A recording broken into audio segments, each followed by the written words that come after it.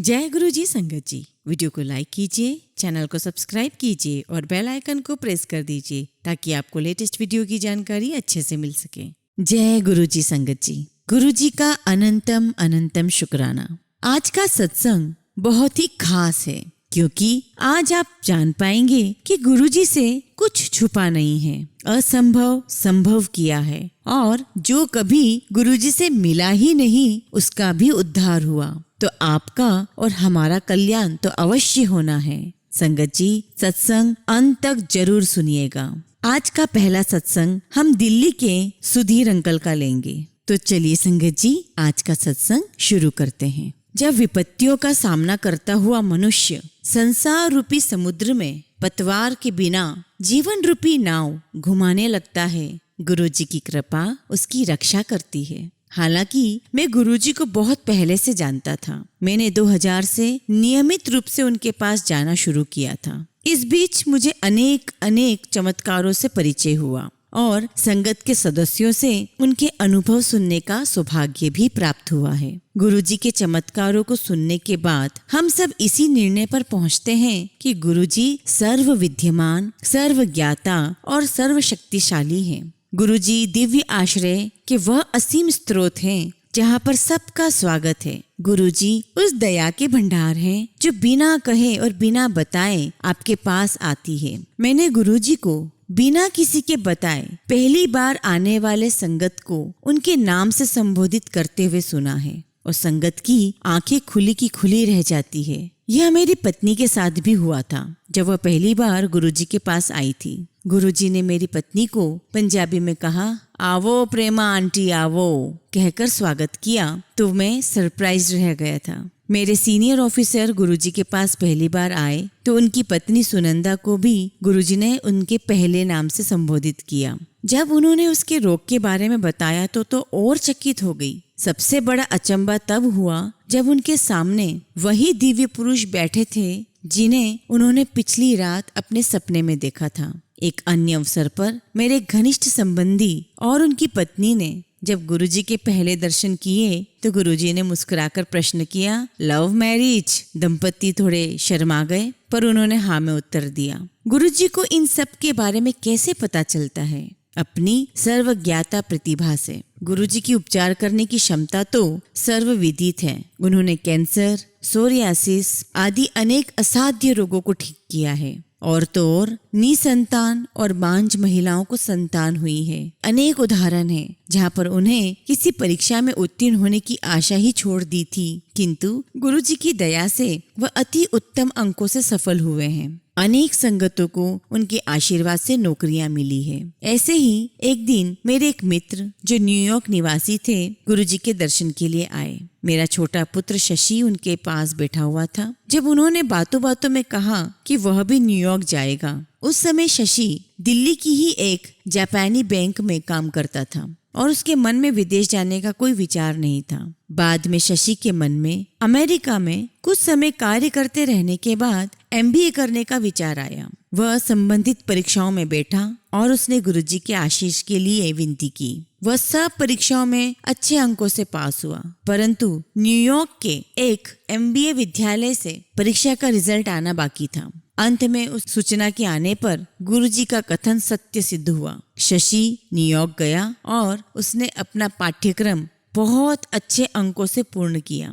अब वहीं पर वह JP मॉर्गन चेस बैंक में काम करता है। मेरे संदर्भ में गुरुजी ने मुझे मेरे साथ हुए अन्याय की क्षतिपूर्ति के लिए पुरस्कृत भी किया है। गवर्नमेंट डॉक्यूमेंट्स में मेरी जन्म तिथि गलत थी। प्रमाण सहित उनको सही करवाने के सारे प्रयत्न मैंने किए पर वो सारे असफल रहे। फलस्वरूप मुझे अपनी सर्विस पीरियड का कोई लाभ नहीं मिल रहा था और मेरा प्रमोशन भी रुका हुआ था। गुरुजी की दया से मेरे रिटायर्ड होने से पहले मुझे एक नेशनल कमीशन का सदस्य बनाया गया, जहां मेरी अवधि 5 वर्ष की थी और उसे बढ़ा करके 65 वर्ष की आयु तक कर दी गई। इस कारण मैं उसका अध्यक्ष भी बन सका और सरकार में मेरे कोई संबंध नहीं भी थे तो भी मुझे एक सरकारी निकाय में कार्य मिला। ये केवल गुरु कृपा थी। गुरुजी की सुगंध उनका एक अति महत्वपूर्ण गुण है। गुलाब के पुष्प के समान वह सुगंध गुरुजी की अपनी है। सिर से पांव तक वह उस सुगंध से परिपूर्ण है। उनके शरीर का कोई भी अंग छूने से वह सुगंध हाथ में आ जाती है।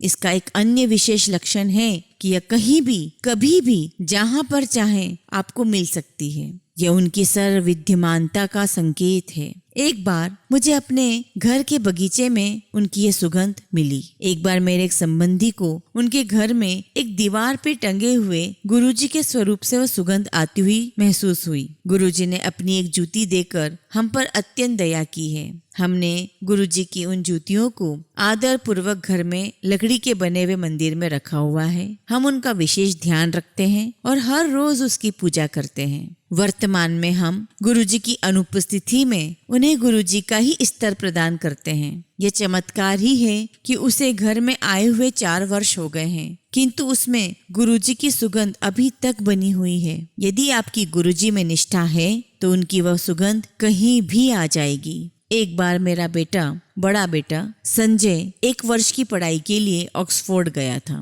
उसे वहाँ कॉलेज कैंपस में एक स्थान पर गुरुजी की सुगंध महसूस हुई और ऐसे ही मेरे छोटे पुत्र के साथ हुआ जब उसे मैनहट्टन में यही सुगंध मिली। संगत जी, गुरुजी की छत्र छाया प्राप्त होने से हमारा परिवार अत्यंत सौभाग्यशाली है।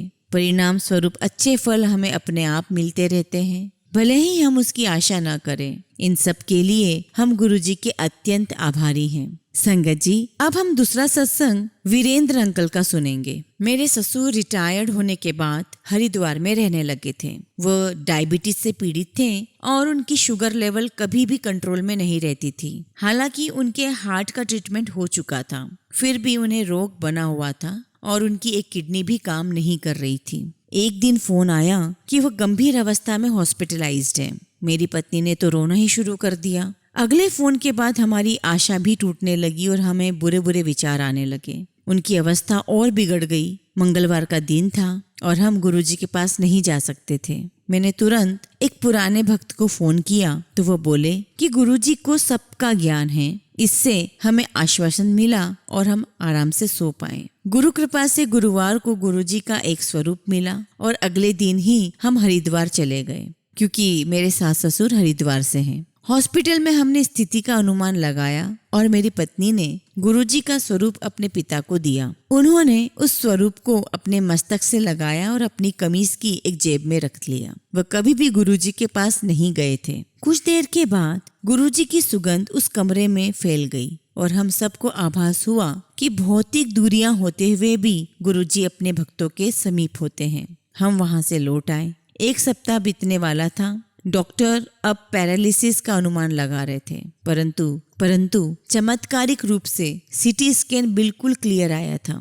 डॉक्टर सरप्राइज्ड थे और गुरुवार को उन्होंने निर्णय लिया कि उनको देखरेख के लिए 1 सप्ताह और वहां रखा जाएगा और उसके बाद उन्हें डिस्चार्ज कर दिया जाएगा। पर इस 1 सप्ताह में कुछ भी हो सकता था। अगले दिन सुबह मैं अपने ऑफिस में था कि मेरी पत्नी ने मुझे फोन किया तो मेरे मन में पहला विचार आया कि कहीं कोई बुरी खबर ना हो। मेरे हाथ कांप रहे थे और अपनी पत्नी की बात नहीं सुन पा रहा था। मेरी पत्नी को दोबारा कहना पड़ा कि पिताजी को हॉस्पिटल से घर ले आए हैं। वह रो रही थी और गुरुजी को बार बार अपना धन्यवाद प्रकट कर रही थी। शाम को जब हम गुरुजी के पास गए तो उन्होंने कहा कि उसके पिता की स्थिति पहले से बहुत अच्छी है। जब मेरे ससुर गुरुजी के दर्शन के लिए आए तो उन्हें गुरुजी ने एक और भेंट दी। उनकी पत्नी अर्थात मेरी सास, जो गठिया की रोगी थी, वह अपने पति के साथ गुरुजी के पास आई थी। जब वह वापस हरिद्वार गई तो उन्हें आभास हुआ कि बिना हाथ में दर्द हुए वह अपने पोते के लिए स्वेटर बुन रही थी, जो ठीक से गठिया के कारण उठ भी नहीं पा रहा था। मेरी सासू माँ, जिन्होंने अपनी समस्या के लिए गुरुजी से विनती भी नहीं की थी, वो रोग मुक्त हो चुकी थी।